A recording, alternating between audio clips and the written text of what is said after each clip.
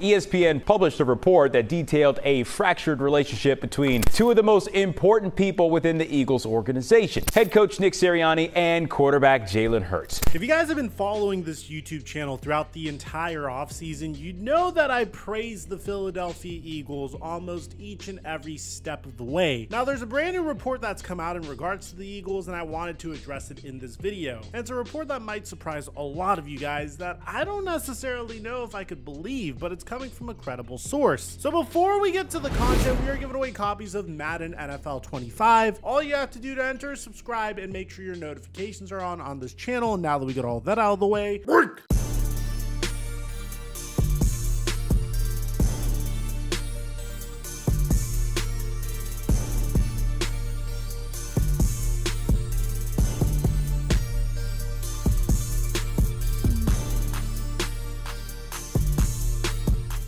Mic check 1 2 1 2. What's going on, everybody? 2 years ago, the Philadelphia Eagles looked like the most dominant team in football, and that's because they were going all the way to the Super Bowl to face off against the Kansas City Chiefs in an instant classic. Some fans even argue that the Philadelphia Eagles should have won that Super Bowl, and that call on James Bradbury towards the end of the game shouldn't have been made. It really depends on who you ask, but at the end of the day, the Kansas City Chiefs defeated the Philadelphia Eagles, but that doesn't mean the Eagles were a shell of their former selves following that. They reloaded quickly in the offseason, making very shrewd acquisitions, drafting players like Jalen Carter, Nolan Smith, Keely Ringo, signing DeAndre Swift, and reloading for another run. But the problem was that the Eagles also lost some very key players and members of their coaching staff. I'm sure you guys know Miles Sanders went to the Panthers, Gardner Minshew left as well, Javon Hargrave signed with the San Francisco 49ers, and Chauncey Gardner-Johnson signed with the Detroit Lions. But probably the biggest departure for the Philadelphia Eagles, without a doubt, was a part of their coaching staff. Their offensive coordinator, Shane Steichen, left the Philadelphia Eagles for a job with the Indianapolis Colts, continuing the pipeline of back and forth acquisitions between the Philadelphia Eagles and the Indianapolis Colts. For those of you guys that don't know, Doug Peterson was on Andy Reid's head coaching staff, got hired by the Philadelphia Eagles, who had Frank Reich as his offensive coordinator, who got hired by the Indianapolis Colts, who had Nick Sirianni as his offensive coordinator, who got hired by the Philadelphia Eagles as their head coach, who had Shane Steichen as their offensive coordinator, who got hired by the Indianapolis Colts as their head coach. I don't know if they're doing this crap on purpose, but it just so happens to be the case. Now, the Eagles decided to hire from within upon the departure of Shane Steichen. And all that offensive coordinator had to do was, for the most part, just continue where Shane Steichen left off. There wasn't going to be as much innovation, except for this play where the Philadelphia Eagles all got together to shove Jalen Hurts' butt cheeks 1 or 2 yards, which was the most unstoppable play in football. But apart from that, wasn't really much else that needed to be done. Defensively, the Eagles hired from within as well. But just to make sure that their bases were covered, the Philadelphia Eagles also decided to bring in Matt Patricia as a consultant. Now, I don't know why the Eagles thought this was a good idea, bringing in an individual that quite literally gifted them a Super Bowl victory because how terribly his defense played against Nick Foles, and bringing him in as a consultant was just comical. The result wasn't as bad from the very beginning. Throughout the first 11 games of the regular season, the Philadelphia Eagles looked like the most unstoppable team in football, shoving Jalen Hurts' butt cheeks into the end zone repeatedly. Teams didn't know how to stop this. People were saying that the Eagles were cheating, and throughout the season, the Eagles consistently reloaded. TJ Edmonds wasn't working out for them, so they traded for Kevin Byard. This team was absolutely unstoppable until they were not. The Eagles had very admirable wins as well, defeating the Cowboys in week 9, then going on bye, defeating the Chiefs in week 11, then defeating the Bills in week 12, before having the craziest regular season collapse we've ever seen. From week 13 to week 18, the Eagles only won 1 game, going from 10-1 to finishing 11-6. And it was truly bizarre because people couldn't really explain what the hell was going on. Some people blamed the fact that Dom DeSandro, the Eagles security guard that hung out on the sidelines, got suspended for the remainder of the season and it hurt the team's morale. But in reality, you just saw a lot of poor football being played. For example, when the Eagles faced off against the Tampa Bay Buccaneers in the wild card round, there was a major 3rd and 2 around the 44-yard line. This would typically involve the Eagles bringing out the tush-push personnel. But for for some reason, they decided to run a 4 verts here, and it didn't really make a lot of sense. I mean, an all-out blitz got Jalen Hurts, it resulted in an incompletion, and it just wasn't the consistent football that the Eagles were playing in the beginning of the season. On top of that, you would see clips of Jalen Hurts not taking Brian Johnson seriously, despite the Philadelphia Eagles eventually winning this game. You would see clips like this, where the Philadelphia Eagles just didn't really seem to take Nick Sirianni seriously. Out of nowhere, you would see AJ Brown and Jalen Hurts get into it on the sideline, and Eagles fans were very confused as to what was happening. And I'm not trying to pile on the Philadelphia Eagles because I've always applauded how aggressive they were in the offseason, but the straw that broke the camel's back truly was the wild card round, because the Tampa Bay Buccaneers outplayed the Eagles in ways that you just didn't expect. I mean, over here there was multiple opportunities to tackle David Moore, but it resulted in a touchdown. Now, I will say the Eagles went into the offseason looking for fixes to all of this, and to be honest, they fixed some stuff that they didn't even really need to fix. For instance, DeAndre Swift moved on to the Chicago Bears, signing a 3-year, $24 million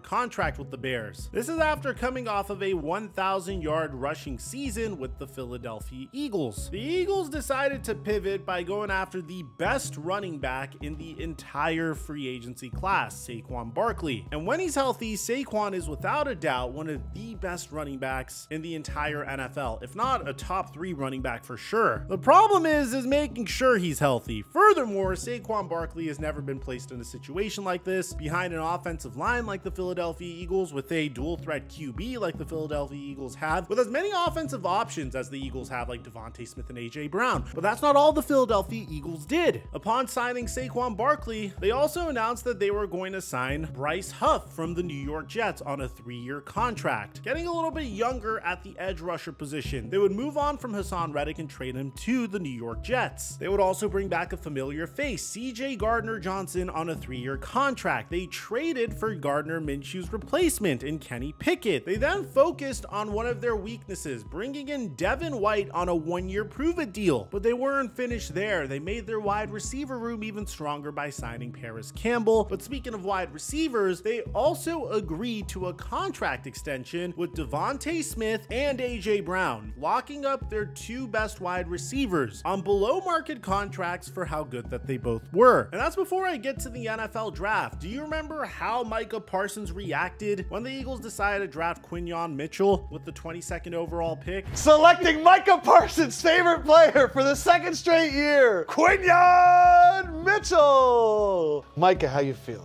I mean, I'm honestly utterly disgusted. Well, that's not it. The Eagles went ahead and drafted the only white cornerback that I've ever seen in the past decade in the NFL, Cooper DeJean, to join their defensive backs. And Cooper was supposed to be a 1st-round pick, but they didn't stop there. They took a flyer on Mekhi Becton, who's a former 1st-round pick who's been solid for the Jets when healthy. Problem is he's never healthy. And they completely redid their coaching staff, bringing in a brand new offensive coordinator, Kellen Moore, who's on his 3rd team in as many years, and bringing in Vic Fangio, a man that's also on his 3rd team in as many years, but is very much respected throughout the NFL. So you might be wondering, Mike, why the hell are you making this video? Well, there are some reports that Jalen Hurts and Nick Sirianni had an unhealthy relationship in the 2023 season. Now, I can understand how you have an unhealthy relationship with an individual that speaks strictly in Instagram captions. I know I've walked through the fire time and time again. And in the end, it's always made me stronger. You know, I think I hate losing more than I love to win. Some of these things, they build character. I say that all the time. You know, that's a day-by-day thing. Keep the main thing, and money is nice, championships are better.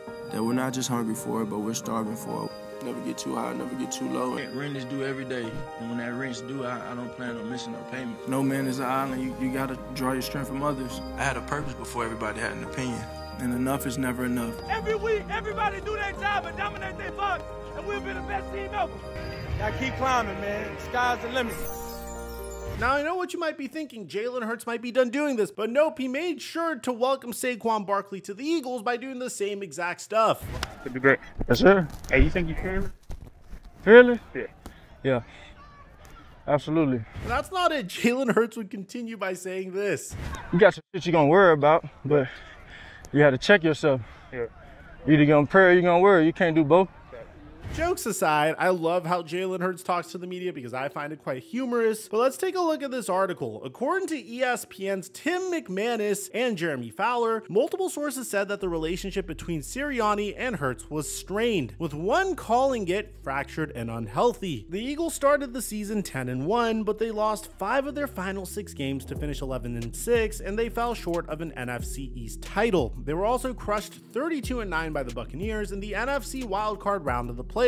A source suggested that Hurts had a lack of full respect for Sirianni's X's and O's chops, which could have played a role in them not being on the same page. Hurts reportedly hoped to have more autonomy over the offense in 2023, especially after Brian Johnson was promoted to offensive coordinator, as Johnson played under Hurts' father in high school. Instead, Sirianni reportedly took an "if it ain't broke, don't fix it" approach since the team made the Super Bowl in 2022, and he continued to push his offensive ideas. With the hiring of Kellen Moore as the team's new offensive coordinator, there's reportedly hope within the organization that the former Dallas Cowboys and Chargers offensive coordinator will be able to bridge the gap between Sirianni and Hurts. In 2022, the Eagles essentially fired on all cylinders throughout the season, going 14-3 and cruising to the Super Bowl, where they fell to the Chiefs in the Classic. Hurts finished second in NFL MVP voting that season, completing 66.5% of his passes for 3,701 yards, 22 touchdowns, and 6 interceptions, while also rushing for 760 yards and 13 touchdowns in 15 games. He started all 17 games last season and completed 65.4% of his passing attempts for 3,858 yards and 23 touchdowns, along with rushing for 605 yards and 15 touchdowns. The biggest difference was Hurts threw 15 interceptions, which topped his previous career high of 9 set in 2021. The source told McManus and Fowler that Hurts absolutely tuned Sirianni out at times last season, and that he'll have to learn this season to not shut people out when frustrated. On paper, it can be argued that the Eagles have one of the most talented teams in the NFL, especially after adding star running back Saquon Barkley and pass rusher Bryce Huff in free agency. Talent wasn't enough to prevent a collapse last season, but if Hurts, Sirianni, and everyone else can get back in sync like they were in 2022, the Eagles may have the pieces to go on another deep run. Look, man, I can understand why there's frustration with Nick Sirianni, and to be honest, as a Cowboy fan, I can't stand the guy, but putting my own personal biases aside, this is an individual that has made it to the playoffs each and every single year since becoming the head coach of the Philadelphia Eagles. So I don't think his job's going anywhere. Now, if this is a situation where the Eagles continue where they left off last year and continue their slide despite the new additions they made, obviously I could expect Nick Sirianni to get fired. But if you just take a look at his work, this guy's made it to the playoffs each and every year, and I don't think it'd be reasonable to suggest that his job's in any danger unless the Philadelphia Eagles continue to take a huge slide this year. There are some avenues in which that can happen, man. Football's very unpredictable, but the Eagles don't really have the most difficult schedule either. They open up against the Packers before facing off against the Falcons, then the Saints, then the Buccaneers, then the Browns. So I could see the Philadelphia Eagles having a successful season and Nick Sirianni's job being fine. At the same time, their collapse last year came out of nowhere. So let me know in the comment section down below, what do you guys think about this report? Do you buy the fact that Jalen Hurts and Nick Sirianni aren't on the same page, or do you think this is baloney? I'd like to hear what you have to say. Aside from that, I'm your boy Mike. I'm dropping our mic until our next upload.